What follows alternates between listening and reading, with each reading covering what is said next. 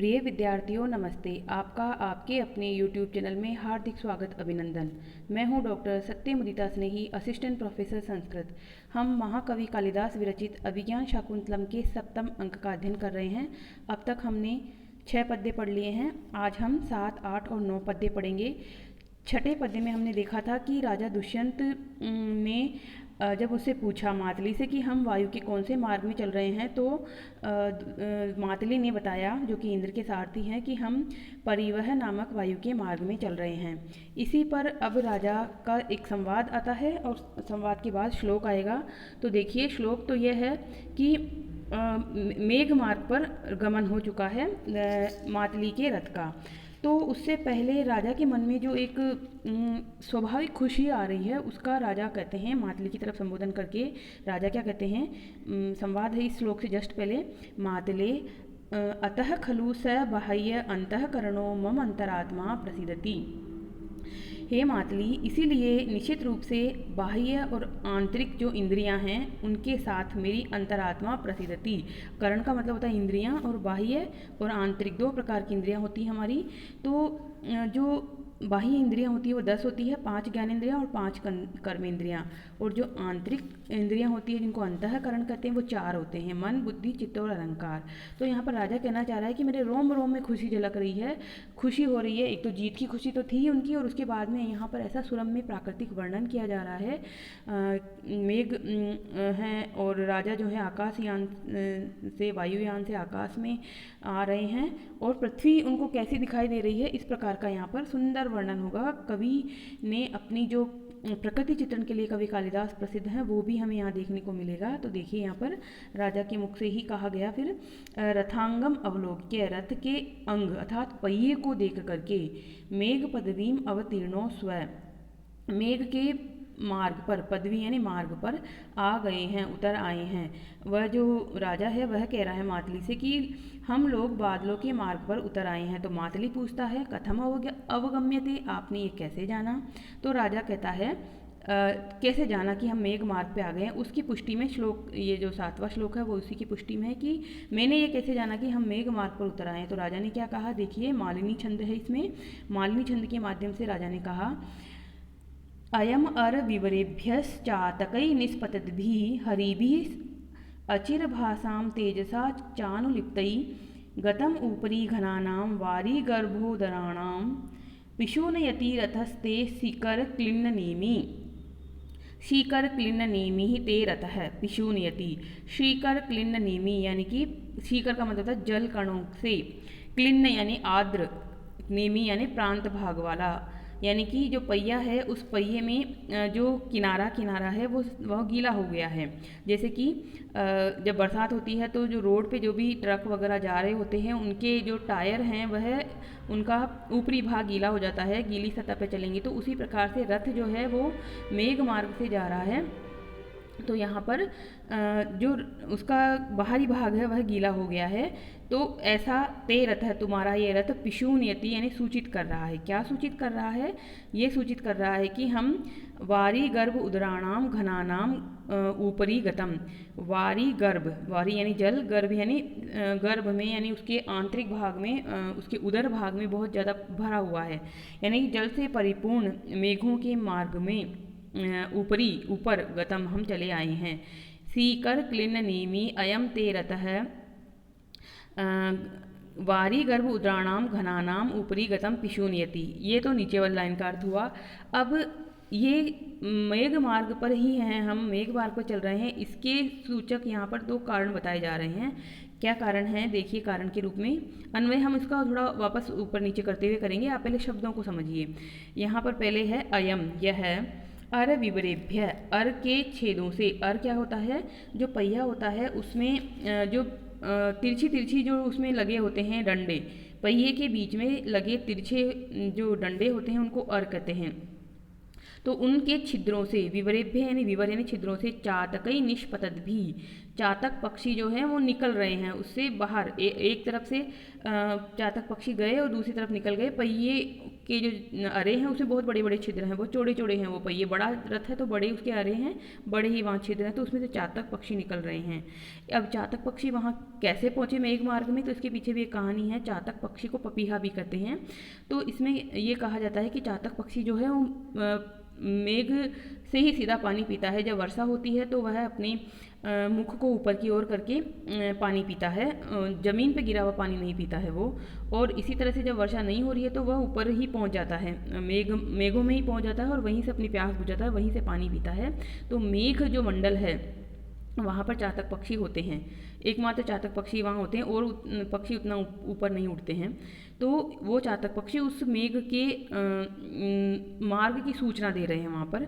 दूसरा है यहाँ पर हरिभिः अचिर भासाम तेजसा चनुलिप्तै। हरि का मतलब है यहाँ पे घोड़े, घोड़ों के द्वारा भी सूचना मिल रही है। तो अचिर भासाम, अचिर भाषा किसको कहते हैं? अचिर यानी थोड़ी समय तक ही, भा यानी कांति वाली। जो बिजली होती है उसका ये पर्यायवाची नाम है। बिजली की चमक, जो बरसात के दिनों में जो बिजली चमकती है, आकाश में बिजली कड़कती है, उसकी चमक बहुत थोड़े समय के लिए होती है। तो बिजली के तेजसा, तेज से, चमक से, अनुलिप्तई, अनुलिप्त यानी चकाचौंध से जो थोड़ा बिदक जाते हैं, ऐसे ये जो घोड़े हैं हरिबी, इन घोड़ों के द्वारा। और ये जो नीचे वापस आ जाएंगे हम, जल कणों से युक्त आपका ये जो रथ है उसके द्वारा यहाँ पर सूचना मिल रही है कि हम वारी गर्भुद्राणाम घनानाम ऊपरी गतम, वारी से परिपूर्ण, जल से परिपूर्ण आंतरिक भाग में जिसके जल भरा हुआ है, ऐसे घनों के ऊपर, मेघ के ऊपर हम चले आए हैं इस प्रकार से। तो अब अन्वय देखिए वापस से दोनों लाइनों को मिक्स करते हुए। सीकर क्लिन्न नेमी अयम ते रथ है। अयम सबसे पहले यहाँ ले लेंगे, रथ से भी पहले ले लेंगे, अयम ते रथ है। श्रीकर क्लिन्न नेमी अयम ते रथ है। अर विवरेभ्य निष्पतद्भि चातकई अचिर भासाम च तेजसा अनुलिप्तै हरिभि वारी गर्भ उदराणाम घनानाम ऊपरी गतम पिशूनयति। पिशून शब्द का मतलब था चुगलखोर होता है, वैसे तो पिशून का मतलब था चुगली करना था, सूचित करना, उसके बारे में बताना। तो यहाँ पर इसका शाब्दिक अर्थ होता है सूचित हो रहा है, जानकारी मिल रही है कि हम मेघ मार्ग पर हैं। अभी पहले वायु के मार्ग पर थे, छठे श्लोक में हमने देखा वायु मार्ग थे, वायु मार्ग से थोड़ा नीचे की ओर आए हैं वो, तो वहाँ मेघों की व्याप्तता है, और मेघ जो है पानी से भरे हुए मेघ हैं। मालिनी छंद है यहाँ पर। मालिनी छंद आप जानते ही हैं, 15 वर्णों का छंद होता है, जिसका लक्षण क्या होता है? न न म य युतेयम मालिनी भोगी लोकई। छंद और अलंकार आपके लिए बहुत जरूरी होते हैं, इसको आपको हमेशा के लिए याद रखना चाहिए और हर परीक्षाओं में इसका यूज़ करना चाहिए श्लोक की व्याख्या लिखते वक्त। तो यहाँ पर अलंकार देखिए, अब यहाँ पर काव्यलिंग अलंकार है और अनुप्रास अलंकार तो आपको दिख ही जाएगा। अनुप्रास को तो कुछ कहने की जरूरत ही नहीं है, वो तो स्वाभाविक रूप से दिख जाता है कहीं पर भी। शीकर क्लिन्न नेमी का की यहाँ अनुवृत्ति हो रही है, विवरेभ्य व की अनुवृत्ति जो है वापस रिपीटेशन हो रहा है, तो उसको तो आप छोड़ दीजिए। मुख्य अलंकार ढूंढते हैं हम यहाँ पर। तो यहाँ पर पूर्वार्ध में मेघ पथ पर जाने के 2 कारण बताए गए हैं यहाँ पर। एक तो है चातक पक्षियों का जो अर है, रथ के जो अरे हैं उसमें से निकलना, और दूसरा है घोड़ों का बिजली से अनुरंजित होना, यानी बिजली चमकना। तो बिजली भी वहीं चमकती है जहाँ मेघ होते हैं, क्योंकि अभी भी आप देख रहे हैं वर्षा काल में बिजली कहाँ कहाँ चमकती है? मेघों में जहाँ नमी होती है वहाँ बिजली चमकती है। वैज्ञानिक तथ्य है इसके पीछे, पॉजिटिव और नेगेटिव चार्ज आपस में टकराते हैं तो वो बिजली चमकती है वहाँ पर। तो यहाँ पर देखिए कि 2 कारण हैं यहाँ पर। पूर्वार्ध में मेघ पथ पर जाने के कारण बताए गए हैं, 2 कारण बताए गए हैं, तो यहाँ समुच्चय अलंकार है। फिर देखिए आगे यहाँ पर काव्यलिंग अलंकार भी हमें मिलता है। तो जो सीकर क्लिन्न नेमी, ये जो शब्द है यह मेघ पथ पे जाने का कारण है, क्योंकि गीला हो गया है। तो गीला, रथ के पहिए गीले कैसे होंगे? जहाँ वर्षा होगी वहीं तो, जहाँ पानी होगा वहीं तो रथ के पहिए गीले होंगे। तो यहाँ पर मेघ पथ पे जाने का, मेघ मार्ग पे जाने का कारण है, इसलिए काव्यलिंग अलंकार है यहाँ पर। और एक यहाँ अनुमान अलंकार भी है। राजा को यह अनुमान कैसे हुआ कि हम मेघ मार्ग पर जा रहे हैं?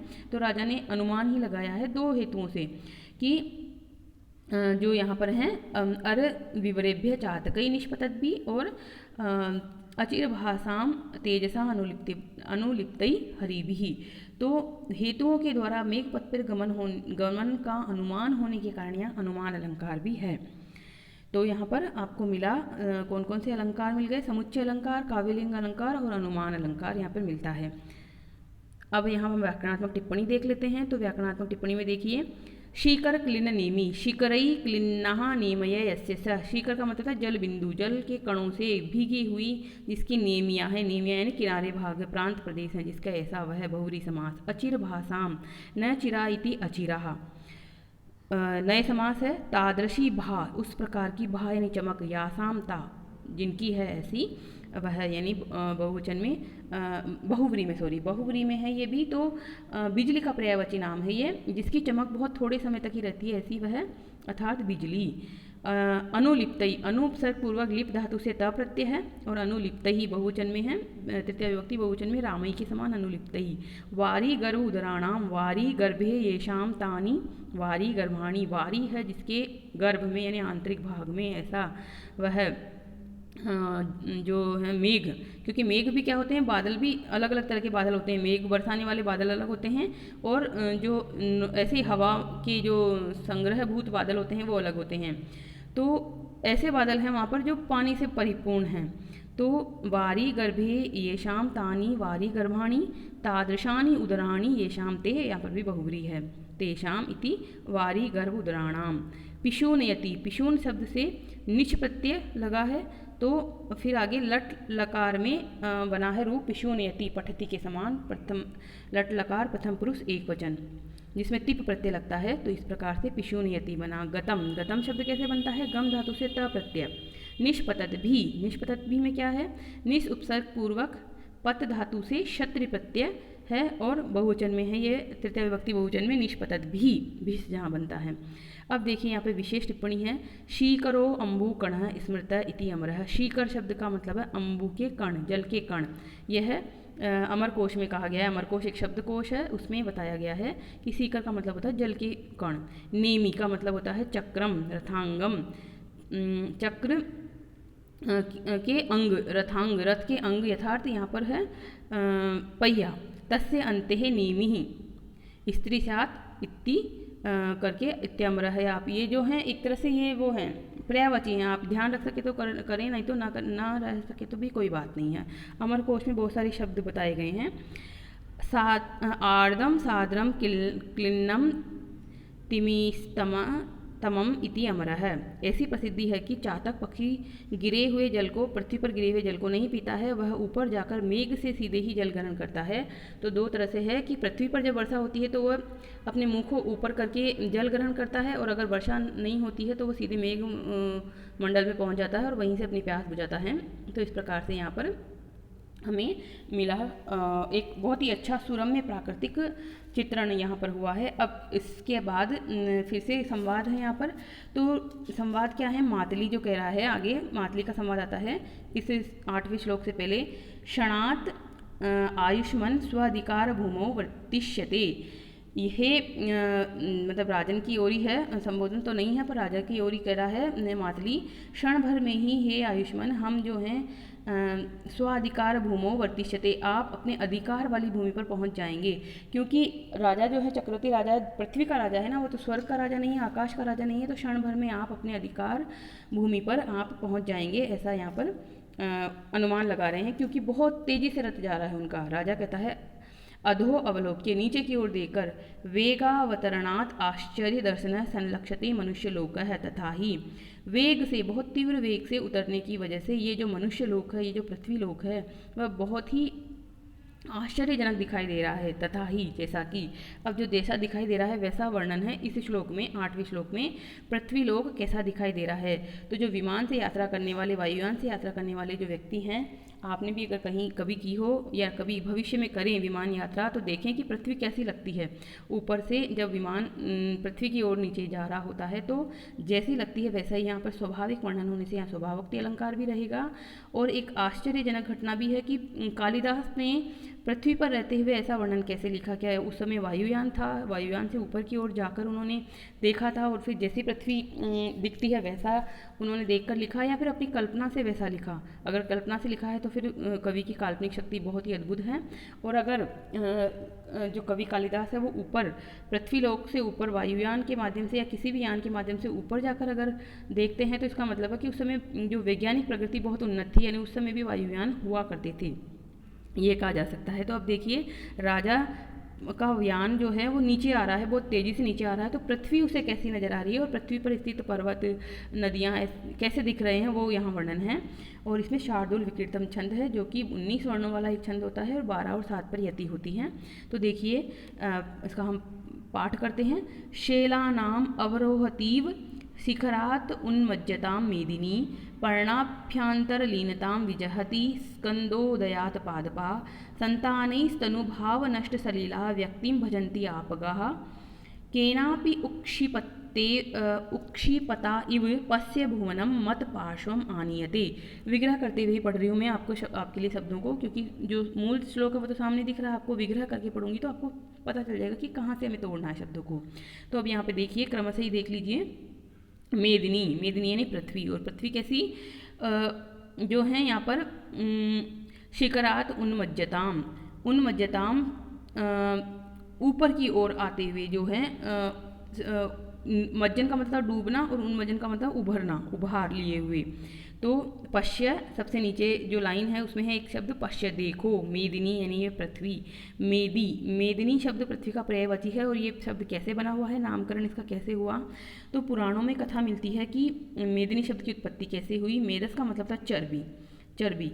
तो विष्णु ने मधु और केटव नामक 2 राक्षसों को मारा था और उनकी चर्बी से ये पृथ्वी भर गई थी उस समय, इसलिए उसका नाम हो गया मेदिनी। तो ये पृथ्वी का ही पर्यायवाची है। संस्कृत साहित्य में किसी भी नाम के पीछे कोई ना कोई कारण या कोई ना कोई कथा अवश्य होती है, तो उससे आपको याद भी हो जाता है कि उस शब्द का क्या मतलब है। तो अब यहाँ पे देखिए जो राजा है वह मातली की को दिखाने के लिए इशारा कर रहा है और कह रहा है पश्य देखो मेदिनी यानी ये पृथ्वी। और पृथ्वी कैसी, उन्मज्जता शैलानाम शिखरात अवरोहती इव, ऊपर की ओर आते हुए पर्वत शिखरों से सरकती हुई सी, अवरोहती इव मानो सरक रही है, इस प्रकार लग रही है। यानी कि राजा जो है वो नीचे उतर रहा है, पृथ्वी वहीं है, पृथ्वी कहीं नहीं जा रही है, परंतु राजा को ऐसा लग रहा है कि पृथ्वी उसकी तरफ आ रही है। तो पृथ्वी पर होते हैं पर्वत शिखर, तो पर्वत शिखर भी बहुत उभरे उभरे ऊंचे निकली हुए नोकें उनकी निकली हुई है और पृथ्वी मानो उससे सरक रही है। तो प्रकट होते हुए पर्वतों के शिखर से मानो पृथ्वी नीचे की ओर उतर रही है, ऐसा लग रहा है। फिर आगे देखिए अगले पाद में क्या है। पादपः स्कंद उदयात पर्णाभ्यंतर लीनताम विजहति। पादप जो हैं यानी पौधे, पेड़, पेड़ अर्थ में है यहाँ पे। वृक्ष जो हैं वो स्कंद उदयात, स्कंद यानी तनों के उदय होने से, दिखाई देने से, पर्ण अभ्यंतर लीनताम विजहति, पर्णों के अंदर छिपे हुए होने को विजहति त्याग रहे हैं। यानी कि अब तक बहुत ऊंचाई पर था राजा का यान, तो पत्तों ही दिखाई दे रहे थे, मतलब जो पेड़ जो था वो एक झुरमुट जैसा दिखाई दे रहा था, उसमें ये नहीं दिखाई दे रहा था कि उसके तने कहाँ हैं। पर जैसे जैसे राजा नीचे की ओर आ रहे हैं तो पेड़ के तने स्पष्ट रूप से नजर आने लगे हैं। तो पत्तों के बीच में जो वृक्ष जो छुपे हुए थे वह अब प्रकट हो रहे हैं। अर्थात किस तरह से भाव है यहाँ पर, वृक्ष अपने तनों के दिखाई पड़ने से पत्तों के अंदर छिपना अब छोड़ रहे हैं। विजहती यानी छोड़ रहे हैं, अब पत्तों के अंदर छुपे हुए नहीं हैं, वह पूर्ण रूप से उभर रहे हैं, उनके तने साफ दिखाई दे रहे हैं। फिर देखिए अगले पाद में, संतान ही तनुपाद नष्ट सलीला व्यक्तिम भजंती आपगह। आपगह मतलब नदियाँ, नदी का पर्यायवाची है आपगह। नदियाँ जो हैं वह व्यक्तिम भजंती अभिव्यक्त हो रही हैं। कैसे अभिव्यक्त हो रही हैं नदियाँ, स्पष्ट दिखाई दे रही हैं। तनु भाव नष्ट सलीला, तनु भाव जो तनु यानी कम और भाव यानी तनु होने का जो कम होने का, पानी जो कम था ऐसा, नष्ट सलीला, नष्ट यानी कि जो है अलक्षित सा था यहाँ पर, सलील जिनका यानी पानी, वह अब संतान ही विस्तार से युक्त दिखाई दे रहा है। यानी कि नदियों में पानी था, पहले भी था, परंतु बहुत ऊंचाई से ऐसे लग रहा था जैसे नदियों में पानी ही नहीं है। परंतु जैसे जैसे राजा का विमान नीचे की ओर आया, पृथ्वी की ओर आया, तो ऐसा लग रहा है कि ये जो नदियाँ थी उनमें पानी खूब है और खूब स्पष्ट रूप से अभिव्यक्त हो रहा है अब। तो दुबलेपन के कारण जिनका पानी अदृश्य हो गया था, यानी पानी ऊपर से नहीं दिखता था, वे नदियाँ विस्तार के कारण प्रकट सी हो रही हैं। संतान शब्द का मतलब होता है तनु, विस्तारे धातु है इसमें, प्रकट सी हो रही हैं, यानी अब स्पष्ट रूप से दिखाई दे रही नदियाँ, पहले नहीं दिख रही थी। बहुत ऊपर से कुछ नहीं दिखाई देता, एक पृथ्वी गोला सी दिखाई देती है आपको, जहाँ पे हरियाली होगी वहाँ पे बहुत भयंकर हरियाली दिखाई देगी, और जहाँ पर पानी होगा वहाँ नीला नीला समुद्र दिखाई देगा, परंतु कहाँ नदी है, कौन सी नदी है, ये बहुत नीचे से दिखाई देती है। वर्तमान के समय जो गूगल मैप हमें मिल जाता है, हर चीज़ प्रकट है। वैसे तो कोई गूगल मैप था नहीं उस समय कालिदास के लिए, तो इस प्रकार से यहाँ पर कवि ने कैसे लिखा, ये भी बहुत आश्चर्यजनक बात है। फिर देखिए आगे, केनापि उत्क्षिपता क्षिपता इव पश्य भुवनम मत पार्श्वम आनीयते। पश्य तो हमने ले लिया सबसे पहले, भुवनम यानी ये भुवन, केनापि किसी के द्वारा, उक्षिपता इव ऊपर की ओर उछाले गए के समान, मत पार्श्व मेरे पास आनीयते लाया जा रहा है। जैसे पृथ्वी गोल है तो गोल यानी कोई गेंद के समान मान लो गेंद को हम ऊपर की ओर उछालते हैं, वैसे ही राजा को ये लग रहा है कि ये जो भुवन है, ये पृथ्वी है, वह ऐसे लग रहा है जैसे कोई व्यक्ति मेरी ओर उछाल रहा है। पृथ्वी को कोई नहीं उछाल रहा है, ये यहाँ उत्प्रेक्षा है, बहुत सुंदर उत्प्रेक्षा है, 2 जगह यहाँ पर उत्प्रेक्षा अलंकार है। तो ऐसा लग रहा है जैसे पृथ्वी को कोई मेरी ओर उछाल रहा है, राजा को ऐसा दिखाई दे रहा है। तो एक तो यहाँ पर शेलानाम अवरोहति इव, ये इव जो है वो उत्प्रेक्षा वाला है, और एक लास्ट में देखिए चतुर्थ पाद में केन अपि उत्क्षिपता इव, यहाँ पर भी उत्प्रेक्षा अलंकार, 2 उत्प्रेक्षा प्रयोग किया गया है यहाँ पर। और मत पार्श्वम आनीयते इव, यहाँ पर भी उत्प्रेक्षा है, गम्य उत्प्रेक्षा होती है जो इसमें इव शब्द का प्रयोग नहीं होता। तो मन्ये, ध्रुवम, शंके, प्राय इव इत्यादि शब्दों के प्रयोग से उत्प्रेक्षा बताई जाती है, जहाँ उसका अर्थ निकलता है मानव अर्थ। तो इस प्रकार यहाँ उत्प्रेक्षा भी है। बहुत ही सुंदर प्राकृतिक वर्णन है और स्वभावोक्ति अलंकार है यहाँ पर, क्योंकि पृथ्वी को कोई ऊपर से यानी वायुयान से देखे तो जो स्वाभाविक दिखेगी पृथ्वी, जैसी जैसी दिखेगी वैसा ही यहाँ पर वर्णन होने से स्वभावोक्ति अलंकार है। उत्प्रेक्षा मैंने आपको बता ही दिया कि उत्प्रेक्षा में होता है इव शब्द का प्रयोग मानव अर्थ में। और काव्यलिंग अलंकार भी यहाँ पर है। क्यों है यहाँ पर काव्यलिंग अलंकार? क्योंकि यहाँ पर जो प्रथम 3 जो लाइनें हैं वह कारण है अंतिम लाइन के प्रति। पृथ्वी ऊपर की ओर उछाली गई हुई सी प्रतीत हो रही है, तो चतुर्थ पाद का जो अर्थ है, वाक्यार्थ है, उसके प्रति प्रथम 3 चरण के वाक्य के अर्थ जो है वो कारण है। अतः यहाँ पर चतुर्थ चरण के प्रति अन्य 3 चरण कारण होने से काव्यलिंग अलंकार भी है। और शार्दुल विकीर्तम छंद तो यहाँ है ही, जो कि 12 और 7 पर यति वाला एक छंद होता है जिसमें कुल 19 वर्ण होते हैं। ये मैं आपको कितनी बार बता चुकी हूँ, इसलिए बार बार नहीं बताना। अब देखते हैं हम आगे इसकी व्याकरणात्मक टिप्पणी। तो देखिए यहाँ पे क्षणात, ये क्या है? यहाँ पर क्षणम अतिवाह्य, इस अर्थ में ल्यब लोपे पंचमी प्रयुक्त हुई है। ग्रामर के नियम होते हैं बहुत सारे। पंचमी विभक्ति हुई है यहाँ पर, क्षण भर में ही ल्यप के लोप में पंचमी होती है। बीजहति, वी उपसर्ग पूर्वक हा धातु से लट लकार प्रथम पुरुष में है यह, तो बीजहति बना। तनुभाग नष्ट सलीला, तनुभागेन नष्टम अदृश्यम सलीलम यासामता, तनु होने की वजह से जिनके जो भाग थे वो दिखाई नहीं दे रहे थे, नष्ट से हो रहे थे, अदृश्य हो रहे थे, वैसे वह नदियाँ थी। यहाँ पर आपगाह का विशेषण है ये। उत्क्षिपता, उत उपसर्ग पूर्वक क्षिप धातु से क्षत्रिय प्रत्यय, ऊपर की ओर उछाली जाती हुई सी, तृतीय विभक्ति एक वचन में है ये उत्क्षिपता। व्यक्तिम, व्यक्तिम का मतलब है यहाँ पर अभिव्यक्त, व्यक्त। वी उपसर्ग पूर्वक अंज धातु से 3 प्रत्यय, भजंती क्रिया है, भज धातु से लट लकार प्रथम पुरुष बहुवचन में है, जहाँ पर झी प्रत्यय बनता है, टिप तस झी। ऐसे आपको ग्रामर के जब पढ़ाऊंगी नियम अच्छी प्रकार से आ जाएगा समझ में कि किस प्रकार से कौन से प्रत्यय लगकर क्या बनता है। अब देखिए यहाँ पर विशेष टिप्पणी। मेदिनी शब्द पुराणों के अनुसार विष्णु ने जब मधु एवं केटप नामक राक्षसों को मारा था तब उनकी मेदस से अर्थात चर्बी से पृथ्वी भर गई थी, अतः पृथ्वी को मेदिनी कहा जाता है। तो इस प्रकार से आप जो हैं कुछ विशेष ज्ञान भी जो आपको दिया जा रहा है मेरे द्वारा या आप कहीं भी किताबों से पाएँ, उसको भी श्लोक में लिख कर आएँ, इससे आपके श्लोक में बहुत अच्छे नंबर आएंगे। विशेष नामकरण कैसे हुआ, विशेष कोई भी कैसी निकलती है चीज़, तो इस प्रकार से यहाँ पर है। अब देखिए 8वें पद्य के बाद में 9वें पद्य पर जाने से पहले कुछ यहाँ पर संवाद हैं। मातली कह रहा है, साधु दृष्टम, बहुत अच्छा आपने ठीक ही देखा।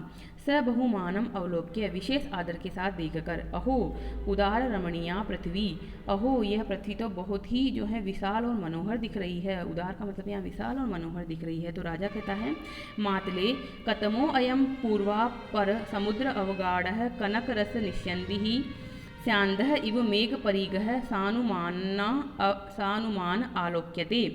हे मातली, जो अब जिज्ञासा, फिर से राजा की जिज्ञासा है कि पूर्व और पश्चिम समुद्र तक फैला हुआ, सुवर्ण के रस को बहाने वाला, सांध्यकालीन मेघों की अर्गला के समान यह कौन सा पर्वत दिखाई दे रहा है। यानी राजा को कोई पर्वत दिखाई देगा और वो पर्वत जो है वो लाल लाल सा पर्वत है, जिससे संध्या के समय मेघ जो है वो लाल लाल से हो जाते हैं, उसके समान ही यहाँ पर मेघमंडल लाल लाल सा होता है। वैसे कोई पर्वत है जो लाल शोभा लिए हुए है। तो राजा पूछना चाह रहा है कि ये पर्वत कौन सा है जो कि इतना बड़ा है कि पूर्व से पश्चिम तक फैला हुआ है। तो ये राजा को जवाब मिलेगा मातली के द्वारा, आयुष्मन एष खलु हेमकूट नामो किम पुरुष पर्वतः तपः संसदि क्षेत्रम। हे आयुष्मन, यह हेमकूट नाम का पर्वत है जो कि किम पुरुष जहाँ पर रहते हैं, यानी कि किन्नरों का पर्वत है। किन्नर एक विशेष जाति होती है जो कि जो देव होते हैं, कुबेर के सेवक होते हैं, वो किन्नर विशेष जाति होते हैं। यह किम नरः इति किन्नर यानी पुरुष नहीं है और नहीं जानवर है। इनका शरीर तो मनुष्य का होता है परंतु सिर इनका घोड़े का होता है। तो इस प्रकार के किन्नर जो है उनका एक पर्वत है हेमकूट नाम का पर्वत। हेमकूट का शब्द का क्या मतलब होता है? हेम का मतलब सोना और कूट का मतलब चोटी, सोने की चोटी वाला एक पर्वत है। यह पर्वत वर्तमान में हिमालय के उत्तर में कैलाश पर्वत के पास कहीं माना जाता है। तो उस समय ये वहाँ का वर्णन भी बता रहा है, भौगोलिक वर्णन बता रहा है। ये कालिदास के माध्यम से कवि हमें राजा दुष्यंत के माध्यम से कवि हमें उस समय की भौगोलिक परिस्थितियों की भी, भौगोलिक पृष्ठभूमि की भी जानकारी दे रहा है कि एक हेमकूट नाम का पर्वत था जो कि हिमालय के उत्तर में था और कैलाश पर्वत के समीप में था, जो कि स्वर्ण पर्वत कहा जाता था क्योंकि उसकी चट्टानों में सोना होता था। अभी भी जो सोना होता है वो ज़मीन से ही नहीं निकलता, पर्वत से भी प्राप्त होता है सोना, जो कि नदियों में रिस कर नदियों में आता है उसका। तो अब जब राजा ने पूछा कि ये कौन सा पर्वत है, तो हेमकूट नाम का पर्वत है और उस पर्वत का ही वर्णन इस श्लोक में कर रहा है मातली। पश्य, देखो, स्वयं भुवान मरीचेर यह प्रबभूव प्रजापति सुरासुर गुरो सो अत्र सपत्नी का तपस्यति। जो सुर और असुर के गुरु हैं, अर्थात सुर और असुर यानी सूर्य यानी देवता और असुर यानी दानव के गुरु यानी पिता हैं, वह अत्र यहाँ सपत्नी का तपस्यति, पत्नी के साथ यहाँ तपस्या करते हैं। ये नीचे लाइन का अर्थ है। उससे पहले उनका परिचय देखिए, पहली लाइन में स्वयं भुवात मरीचे यह प्रजापति प्रभुव। स्वयंभू अर्थात ब्रह्मा जी के पुत्र मरीचे, मरीचि से यह जो प्रजापति प्रजापति उत्पन्न हुए अर्थात कश्यप उत्पन्न हुए, वे यहाँ जो हैं देवताओं और दानवों के पिता हैं। वे देवताओं और दानवों के पिता यहाँ अपनी पत्नी के साथ तपस्या कर रहे हैं। इसमें भी बहुत आपको जानकारी मिलेगी श्लोक में क्या क्या जानकारी है। देखिए, एक तो ब्रह्मा जी को स्वयंभू कहा जाता है क्योंकि वो खुद ही अपनी उत्पत्ति के कारण हैं, उनकी उत्पत्ति कहीं और से नहीं हुई है। ब्रह्मा जी के माता पिता का नाम कभी नहीं सुना होगा आपने, स्वयंभू हैं वो। और उन्होंने जब सृष्टि करना प्रारंभ किया तो अपने मन में कुछ इच्छाएं की और मन से इच्छा की वजह से जो उनके पुत्र उत्पन्न हुए उनको कहा जाता है मानस पुत्र।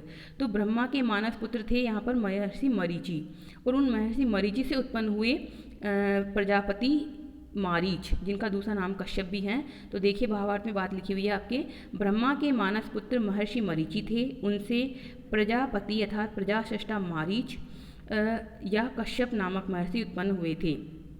यह मारीच महर्षि ही देव और असुरों के पिता हैं। इनकी अदिति नामक पत्नी है और इस अदिति नामक पत्नी से आदित्य उत्पन्न हुए अर्थात देवता उत्पन्न हुए, और इनकी एक और पत्नी थी दिति नाम की पत्नी से दैत्य उत्पन्न हुए अर्थात दानव उत्पन्न हुए। तो इस प्रकार से पिता तो एक है परंतु जो हैं इनकी पत्नियां दो हैं, दिति और अदिति। अदिति से आदित्य अर्थात सारे देवता, और दिति यानी दैत्य अर्थात सारे दानव उत्पन्न हुए। तो यहाँ यही व्युत्पत्ति लिखी हुई है। देखिए, अदिते अपत्यम पुमान इति आदित्य अर्थात देवता, दिते अपत्यम अर्थात दैत्य अर्थात दिति से उत्पन्न हुए। तो इस प्रकार देवासुर जनक जो हैं, देवों और असुर दोनों के ही पिता मारीच हैं, और वह इस पर्वत पर अपनी पत्नी के साथ रहते हैं और यहाँ पर उनका आश्रम है। इसका मतलब कहने का अभिप्राय यह है कि इस हेमकूट नाम के पर्वत पर महर्षि जो मारीच हैं उनका आश्रम है और वह अपनी पत्नी के साथ वहाँ रहते हैं। तो बहुत छोटा सा छंद है। तो छोटा सा छंद आप जानते हैं कि अनुष्टुप होता है ज़्यादातर, तो परंतु यहाँ पर अनुष्टुप का ही एक भेद है, पथ्यावत्र छंद है। तो अनुष्टुप को जानने के आगे की कड़ी में आपको जानना चाहिए इस छंद को। जब अनुष्टुप के द्वितीय और चतुर्थ चरण में चतुर्थ अक्षर के बाद जगण आता है तो वह छंद हो जाता है पथ्यावक्त्रम। पहले भी पढ़ा है हमने, छठे अंक में भी ये छंद आया है। युजोस चतुर्थो जेन पथ्यावक्त्रम प्रकीर्तितम, इस प्रकार से इसका लक्षण होता है। तो इस प्रकार से हमने यहाँ देखा। अब कुछ टिप्पणियाँ भी हमें यहाँ पे मिल जाती है और अलंकार देखना है। छंद तो बता दिया मैंने आपको कि पथ्यावक्त्र छंद है। अलंकार कौन सा मिलेगा, तो सामने दिख रहा है आपको अनुप्रास अलंकार। इसमें सुर असुर, सुर सुर स र स र, तो अनुप्रास अलंकार हो गया। इसी प्रकार से प्रथम पाद में देखिए स्वयं भुव वह 2 बार आ गया, तो अनुप्रास अलंकार भी ये यहाँ पर है। अब देख लीजिए इसमें कुछ व्याकरणात्मक टिप्पणियाँ। तो स्वयंभुवात, स्वयं आत्मना भवति इति स्वयंभू, अपने आप से ही जो उत्पन्न हुए वो स्वयंभू अर्थात ब्रह्मा। तस्य अपत्यम इति स्वयंभुवः, उनका जो संतान है अर्थात जो यहाँ पर नाम आया महर्षि मरीचि, मरीचि से मारीच बाद में निकलेगा शब्द मरीचि। तो स्वयंभू शब्द में अण प्रत्यय लगेगा तब बनेगा स्वयंभुवः। सुर असुर गुरः, गुरुः, सुर और असुर, तो सुरासुराणाम, गुरु षष्ठी तत्पुरुष है। सुर और असुर के गुरु यानी पिता, गुरु अर्थ यहाँ पिता के अर्थ में है। तपस्यति शब्द क्या होता है, तपः चरति इति तपस्यति, क्यंग प्रत्यय लग के बनता है ये शब्द तपस्यति परस्मै पद में। और विशेष टिप्पणी देखिए, स्वयंभू का अर्थ है जो अपने आप उत्पन्न हुए हों। यहाँ ब्रह्मा का ही इससे संकेत है, यानी ब्रह्मा का पर्यायवाची शब्द है स्वयंभू। संसार बनने पर इसे बसाने के लिए ब्रह्मा जी ने पुत्रों की इच्छा की, मन से इच्छा की, तो मन की इच्छा से ही उत्पन्न हुए जो पुत्र हैं उनके वो मानस पुत्र कहे जाते हैं। प्रजा संतान के आदि कारक होने से वे प्रजापति कहलाते हैं। प्रजा यानी संतान, पति यानी स्वामी, संतानों के स्वामी। इनमें मरीचि भी एक हैं जो इनके पुत्र हैं, मानस पुत्र हैं। उनके पुत्र कश्यप हुए, तो कश्यप का नाम महाभारत व विष्णु पुराण, वायु पुराण और मनुस्मृति में प्रजापतियों में नहीं मिलता है हमें। कश्यप का नाम हमें वहाँ नहीं मिलता है। इन प्रजापतियों की संख्या महाभारत और वायु पुराण में 6 से 9 तक कही जाती है। कहीं 6 उल्लेख है, कहीं 9 उल्लेख हैं। उसके बाद में विष्णु पुराण में 9 इनका उल्लेख होता है कि प्रजापति कितने थे, तो विष्णु पुराण में बताए जाते हैं प्रजापति 9 थे। मनुस्मृति में प्रजापतियों की संख्या बताई गई है 10। और वायु पुराण ने तो नाम भी गिनाए हैं, करदम, कश्यप, सेव, विक्रांत, सुश्रवा आदि प्रजापतियों का नाम सम्मिलित बताया है वहाँ पर। तो इस प्रकार से ये तो एक तरह से विशेष व्याख्या है कि कितने प्रकार के प्रजापति हैं, कहाँ हैं, कहाँ नहीं, इसमें नहीं जाना आपको। प्रजापति जो है वो ब्रह्मा का नाम है और अन्य को भी प्रजापति कह दिया जाता है। तो क्यों कहा जाता है, इसका एक कारण यहाँ पर दिया हुआ है। प्रजापति के पुत्र होने और सृष्टि के प्रमुख जनक होने की वजह से यहाँ जो कश्यप ऋषि हैं उनको भी प्रजापति कहा जा रहा है। तपस्यति शब्द में मैंने आपको बता दिया, तपस संज्ञा से, संज्ञा यानी नाम से क्यंग प्रत्यय लगा और उसी के समान आचरण हुआ, यानी तपस्या कर रहे हैं, इस प्रकार से अर्थ हुआ। तो जब किसी भी संज्ञा में, प्रत्येक प्रकार की संज्ञा में क्यंग प्रत्यय लगकर इस प्रकार से क्रियाएं बनती है तो उसे नाम धातु क्रियाएं कहा जाता है। तो यहाँ पर कुछ विशेष ग्रामर आज देखिए अपन ने। अब देखिए यहाँ पर हम समाप्त करते हैं इसको। 9 पद्य हमने पढ़ लिए हैं, आगे के पद्य 10, 11 और 12 हम कल पढ़ेंगे। अभी तक भी आपने इस चैनल को सब्सक्राइब नहीं किया है, पहली बार ही देख रहे हैं, तो सब्सक्राइब कर लीजिए। और किसी भी तरह की कोई सुझाव हो, कोई आपकी प्रतिक्रिया हो तो यूट्यूब में कमेंट बॉक्स में अवश्य लिखें। और सबसे इसको जो है सबसे शेयर करें, इसको ज़्यादा से ज़्यादा लाइक करें, चैनल को सब्सक्राइब करें। धन्यवाद। कल फिर मिलेंगे, तब तक के लिए खुश रहिए, स्वस्थ रहिए, पढ़ते रहिए। धन्यवाद।